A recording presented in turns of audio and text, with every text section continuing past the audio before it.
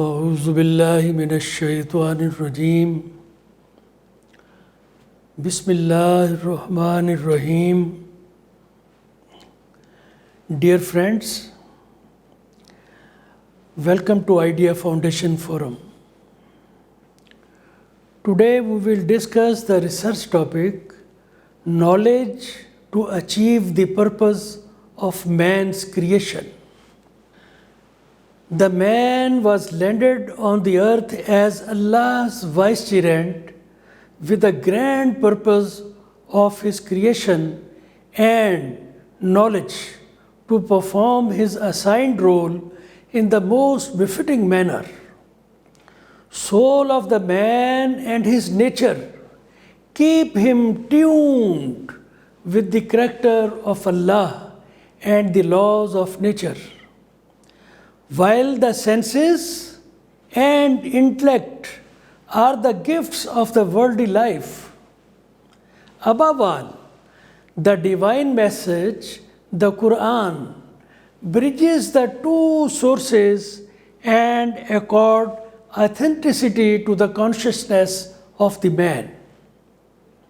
Thus, the four sources of knowledge are an intertwined circuit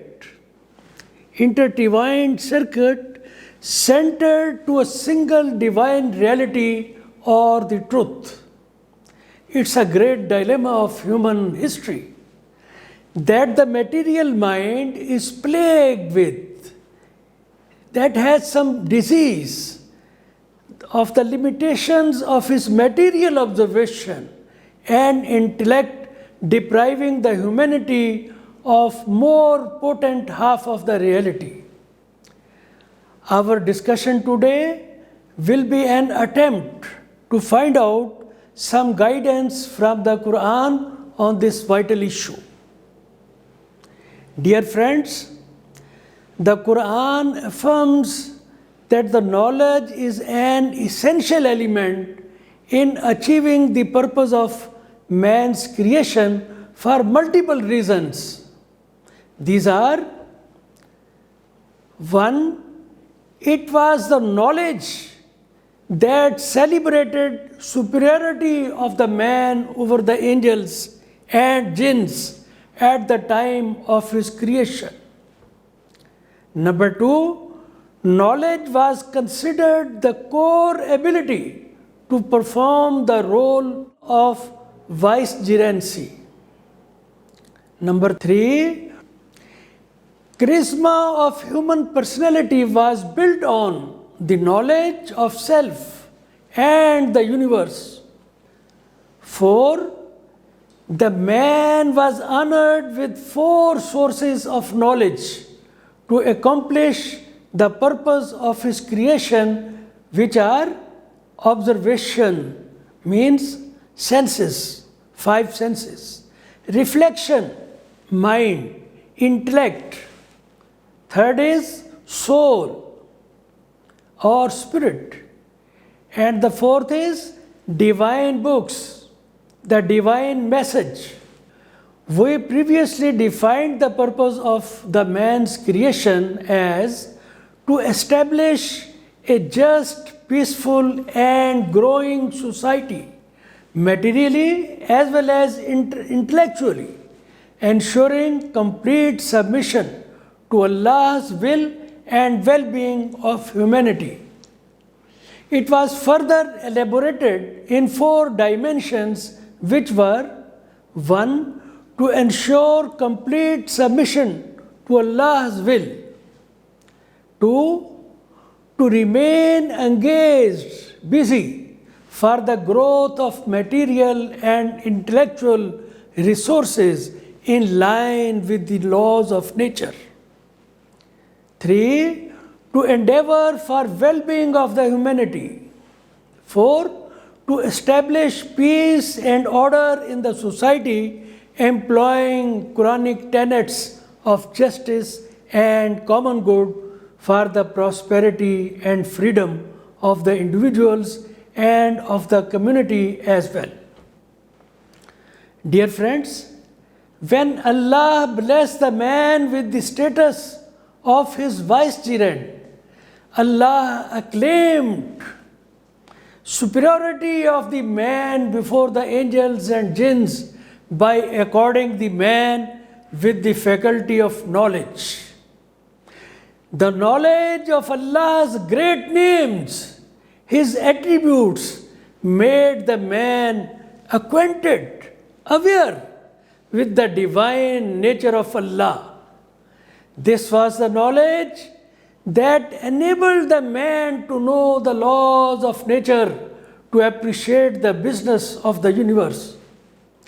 This was the knowledge that imbued in the man Allah's will and his intent to make the man his vicegerent. This was the knowledge that Allah inspired into the man to understand the great honor of being the vicegerent that urged the man to accept all allied risks. It was the knowledge that instilled in the man the sense of responsibility to the great trust and matching vision to accomplish it successfully.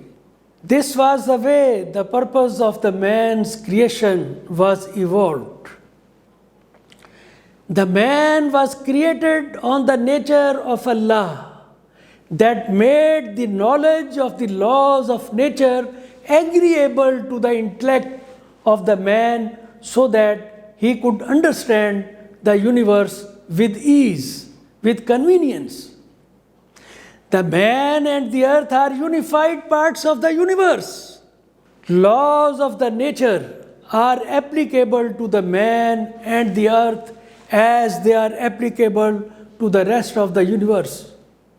Laws of the nature teach the man the oneness of Allah, the Almighty, his mastery in creating the universe, his sovereignty and perfect control, his superb management for progressive growth, order, balance, and equity he ensured in the universe. The man is to understand and emulate these laws of nature to perform his role of vicegerency and thus to accomplish the purpose of his creation. Because of his affinity to the laws of nature, the man's own nature is creative and innovative in its character. Indeed, his nature is groomed, trained with the creative energy of Allah. The universe is made on the principles of growth and innovation, and its laws pursue the principles of growth and innovation too. As we have been discussing previously as well, the man's nature is reflection of Allah's nature, who is the creator of both the man and the universe.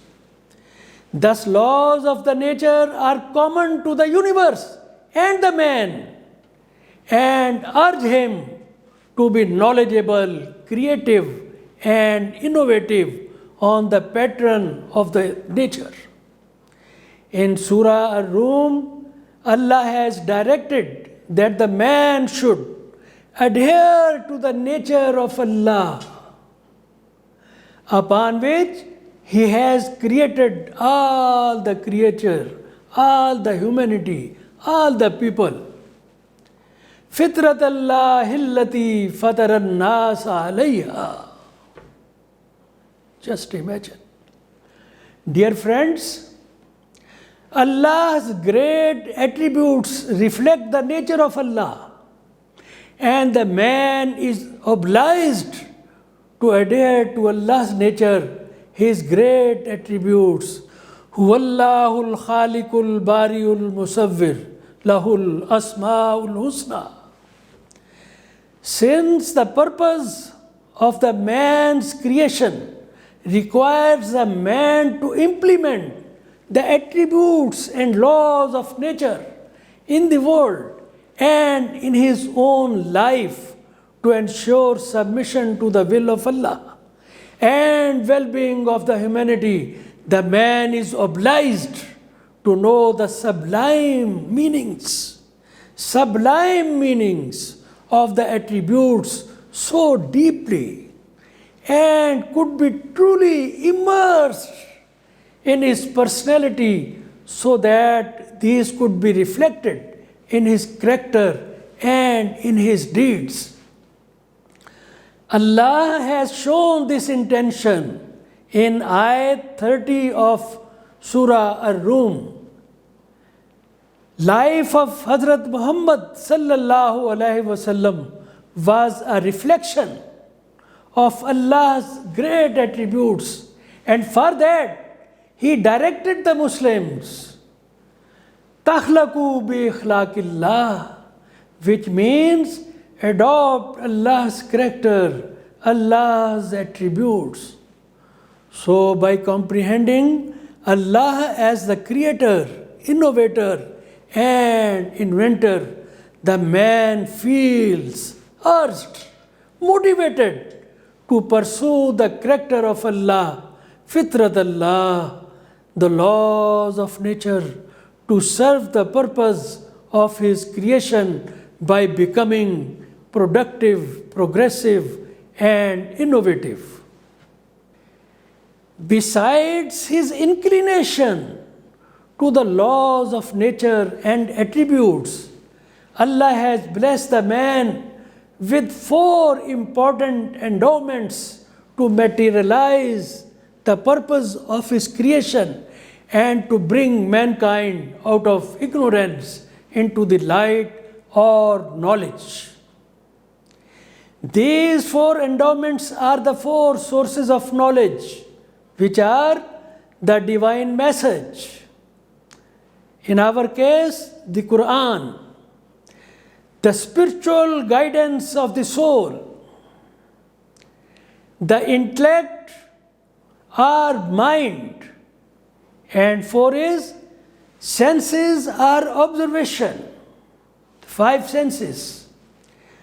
Since the man was landed on the earth as Allah's vicegerent and to serve the purpose of his creation here in this world, the knowledge was an essential prerequisite to perform his assigned role in the most befitting manner. Soul of the man and his nature keep him tuned with the character of Allah and the laws of nature, while the senses and intellect are the gifts of the worldly life. Above all, the divine message bridge the 2 sources and thereby accord authenticity to the consciousness of the man if he seeks guidance from them with positive mind earnestly.